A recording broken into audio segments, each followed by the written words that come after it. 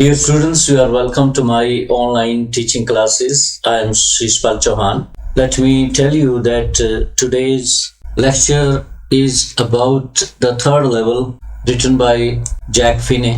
Let's begin this second video lecture. The narrator had reached the third level. Narrator third level तक पहुंच गए थे और अब नरेटर हमें ये बताना चाहते हैं कि थर्ड लेवल किस प्रकार से डिफरेंट था, how third level was different from other two levels, level 1 and level 2। तो ये सारी बातें हम अब जानेंगे इसमें। The narrator at the third level, let's begin. He thought that he was back at the second level. पहले तो नरेटर ने समझा कि वो the second level पे ही आ चुके हैं। He thought that he is on the second level. उन्होंने यही सोचा कि वो the second level पर है। The room was smaller as compared to that at the second or first level. यहाँ के जो रूम थे, यहाँ एक ही रूम की बात करिए, परंतु रूम्स और भी होंगे। Those were smaller as compared to those at the second and first level. There were fewer booking windows.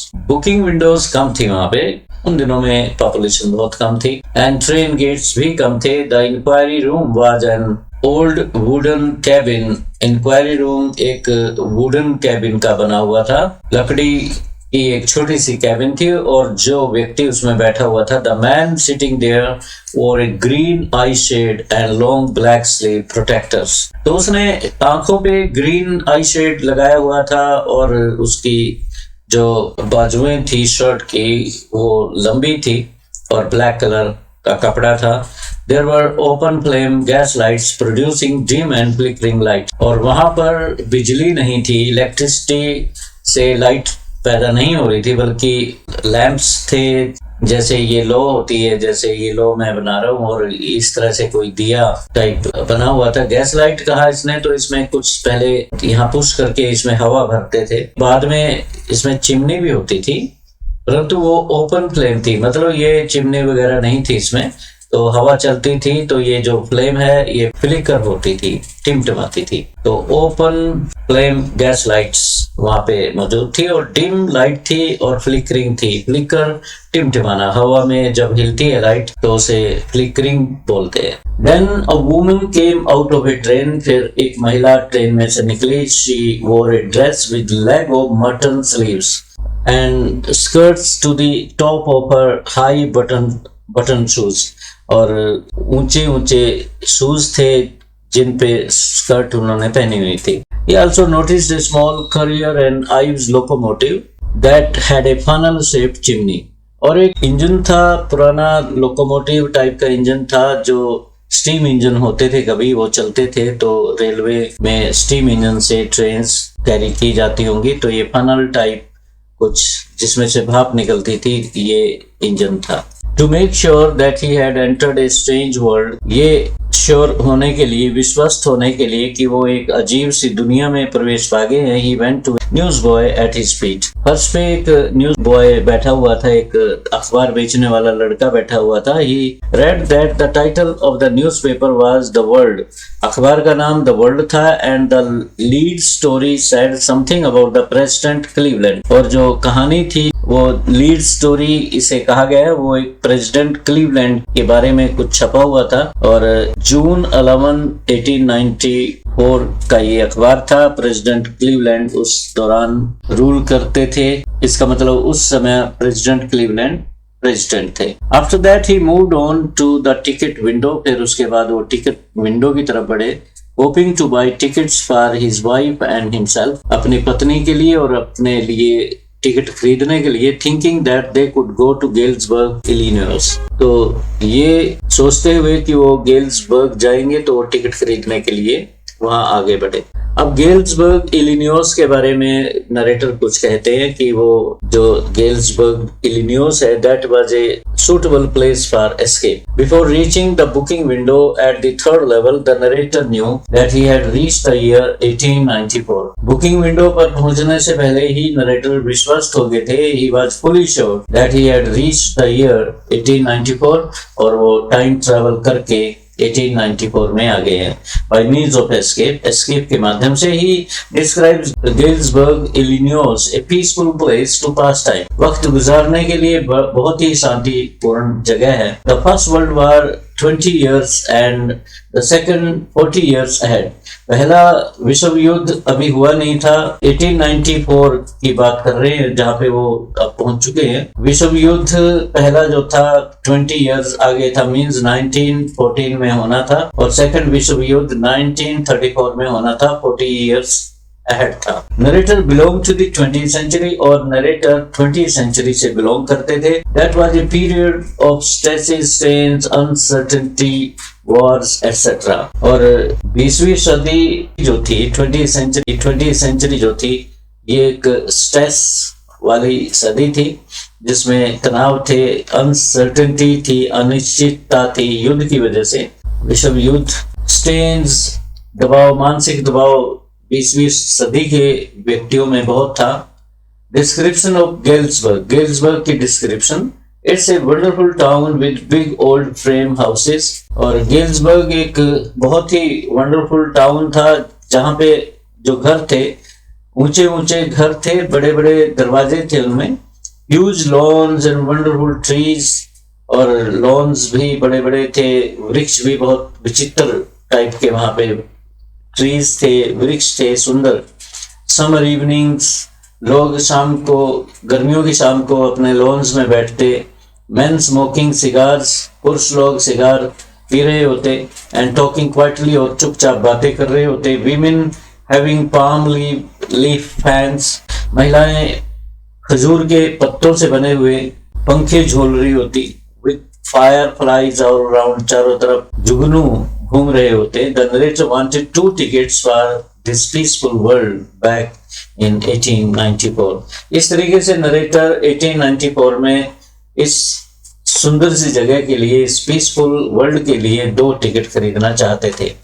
Now the narrator describes the experience at booking window।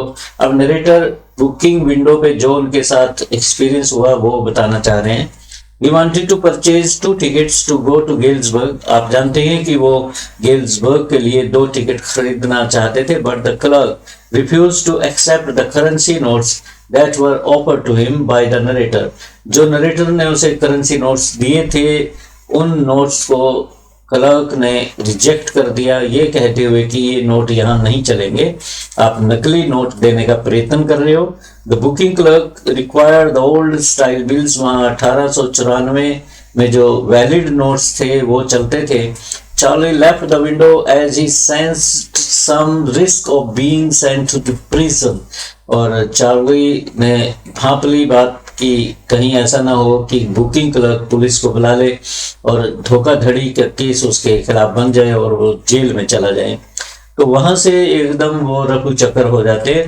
The booking clerk by giving him false currency note, ये इल्जाम उस पे ना लग जाए कि booking clerk को वो फॉल्स करेंसी नोट्स दे रहे थे।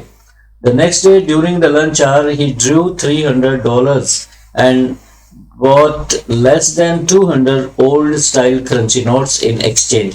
अगले दिन धुन सवार थी, घर आए और $300 उन्होंने बैंक में से निकलवाए। उसके बदले में उन्हें $200 के लगभग ओल्ड स्टाइल करेंसी नोट्स मिले। He also mentioned here that eggs were 13 cents per dozen in 1894। और यहाँ पे नरेटर ये भी मेंशन करते हैं कि 1894 में जो एग अंडे बिकते थे उनकी कीमत 12 अंडों की कीमत 13 सेंट्स थी। क्लियर। और the most surprising fact revealed bye Charlie the narrator is that he never found the third level after that although he tried several times. सबसे हैरान करने वाली बात चार्ली हमें ये बताते हैं कि करेंसी बदलने के बाद, ओल्ड करेंसी स्टाइल नोट जो थे वो लेने के बाद, जब वो तलाश करने गए, दोबारा वहां पहुंचे थर्ड लेवल ढूंढते हुए, परंतु उन्हें थर्ड लेवल नहीं मिला। He didn't get the third level after that. Louisa, Charlie's wife, was quite worried about the mental state of her husband after listening to his experience at the third level. और Luisa को जब ये कहानी पता लगी उसके पति के द्वारा, तो वो अपने पति की मेंटल स्थिति के बारे में बहुत ही चिंतित हुई और अपने पति को she advised never to look for the third level in future, और उन्हें कहा कि अब कभी भी थर्ड लेवल की तलाश मत करना ग्रैंड सेंट्रल स्टेशन पे। His friend Sam Weiner didn't believe that he had told him about his experience. Sam Weiner को जब ये बताया गया था, जैसे कहानी शुरू हुई थी, ये बात तब चल रही थी, तो सैम वेनर ने इस बात पे विश्वास नहीं किया था कि there will be third level at grand central station. The narrator used to study there in a school. Narrator Galesburg में स्टडी किया करते थे, स्कूल में पढ़ा करते थे, दादाजी भी वहीं रहते थे उनके, और अक्सर वो सैम वेनर को इस बात को बताते थे कि गेल्सबर्ग कितना पीसफुल जगह है। वो always told him that he liked the place. After this the narrator mentions, यहाँ पे नरेटर मेंशन करते हैं कि that his friend Sam Wenner is there in Galesburg in 1894, और यहाँ कहना चाहते हैं कि उसके फ्रेंड जो सैम वेनर हैं 1894 में गेल्सबर्ग पहुंच चुके हैं। He produces a proof to prove his point, अपने पॉइंट को साबित करने के लिए वो एक प्रूफ देते हैं। कहते हैं कि कभी वो अपने फ्रेंड से बातें करते थे कि गेल्सबर्ग ऐसा प्लेस है, बहुत सुंदर जगह है। उसे लगता है कि उसका मित्र कई दिनों से दिख नहीं रहा था, तो शायद वो गेल्सबर्ग पहुंच गया और इसका सबूत उसे मिला। He tells the readers, ये readers है, that once he found a first day cover from his old covers। अब फर्स्ट डे कवर होता क्या है? जो स्टैंप कलेक्ट करते हैं वो लोग क्या करते हैं, जब स्टैंप कोई रिलीज होती है, गवर्नमेंट स्टैंप्स रिलीज करती रहती है, जैसे डाक टिकट एक आज रिलीज हुआ जिसपे गांधी जी की फोटो है, किसी की फोटो है, और उस पे दिन डेट लिखी होती है कि इस दिन ये रिलीज हुई, तो उसी दिन उस टिकट को वो खरीद के एक एनवलप पे फिक्स कर देते हैं। एनवलप के अंदर एक खाली ब्लैंक पेपर जिसे कहते हैं वो रख देते हैं और एनवलप को बंद किया और यहाँ पे अपना ही एड्रेस वो डालते हैं। 2 दिन बाद वो एनवलप उनको खुद मिल जाता है और इसको ही वो फर्स्ट डे कवर कहते हैं और बहुत खुश होते हैं कि मेरे पास इतने फर्स्ट डे कवर हैं। मीन्स जिस दिन वो रिलीज हुई थी स्टैंप उसी दिन खरीदते हैं और यहाँ मोहर डाक खाने की लग जाती है। It was mail to his grandfather, और ये फर्स्ट डे कवर उसके दादाजी को मेल किया गया था होम एड्रेस पे गेल्सबर्ग में। द पोस्टमार्क शोड जुलाई 1894, और उस पे तारीख जुलाई 18 की है। कमाल तो ये बात 20th सेंचुरी में हो रही है। उसका जो दोस्त है वो गेल्सबर्ग पहुंच चुका है। और सबसे बड़ी बात ये थी कि सैम वेनर को विश्वास नहीं था कि नरेटर चार्ली गेल्सबर्ग जा चुके हैं, 1894 के दशक में पहुंच चुके हैं, 90s के दशक में वो जा चुके हैं, तब वो विश्वास नहीं कर रहे थे। और कवर में ये लिखा मिलता है, चार्ली के नाम लेटर आता है, वो पढ़ के सुनाऊंगा। The postmark showed July 18, the price of the stamp was 6 cent, और ये जो स्टैंप थी ये 6 सेंट्स की थी, ये याद रखना, मल्टीपल चॉइस क्वेश्चन बनेगा। The picture of president Garfield, ये सारी इंफॉर्मेशन आप अच्छे से लर्न कर लेना। प्रेसिडेंट गारफील्ड की पिक्चर थी उस स्टैंप पे। The paper inside the envelope was not blank, आमतौर पे जो अंदर का पेपर होता है ब्लैंक होता है, but this was not blank. क्या लिखा, एड्रेस भी आप नोट कर लीजिए, 941 विलार्ड स्ट्रीट, गेल्सबर्ग, इलिनॉइस, जुलाई 1894। चार्ली के नाम ये पत्र था। I got to wishing that you were right, then I got to believing you were right। पहले ये फॉर्मल बात करते हैं कि आप ठीक होंगे, मैं विश करता हूँ और पक्का विश्वास है कि तुम ठीक ही होंगे। एंड चार्ली इट्स ट्रू, और चार्ली को यहाँ पे एड्रेस करके कहते हैं चार्ली बिल्कुल सही, बिल्कुल सच बात है। I found the third level, मुझे थर्ड लेवल मिल चुका है। I have been here 2 weeks, 2 सप्ताहों से मैं यहाँ ठहरा हुआ हूँ।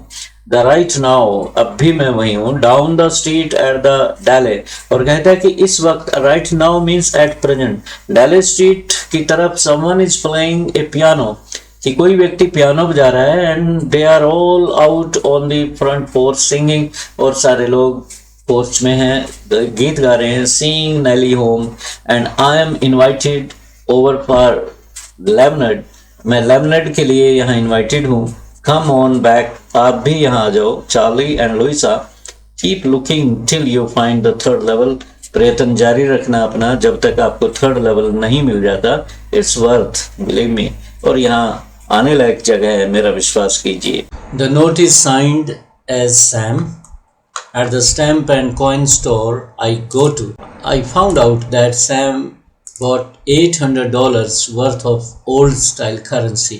That ought to set him up in a nice little hay, feed and grain business.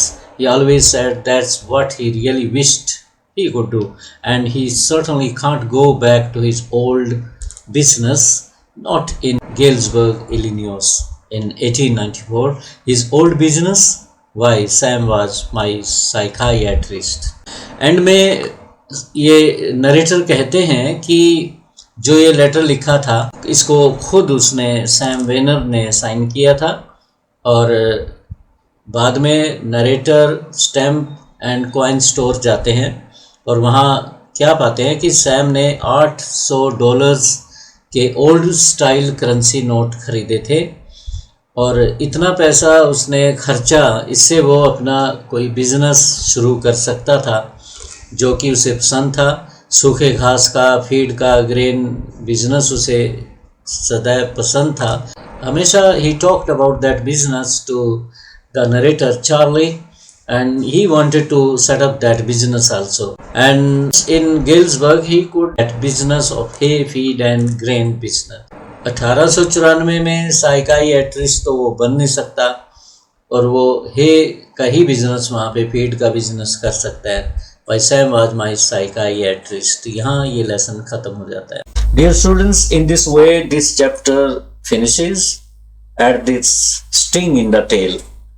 यहाँ पे एक सस्पेंस के साथ ये लेसन खत्म हो जाता है। इसके क्वेश्चन आंसर्स हम डिस्कस करेंगे और ये सारी बातें जो इसमें हैं आपके माइंड में हैं कि क्या उसका जो फ्रेंड था सैम वेनर वो भी थर्ड लेवल में चला गया था या नहीं चला गया था, थर्ड लेवल कोई था या नहीं था, हम क्वेश्चन आंसर्स में से डिस्कस करेंगे। Please subscribe to my channel and share my videos and all streams to your friends also and persuade them to subscribe for my channel. Okay, thank you very much for joining now. Let me end up.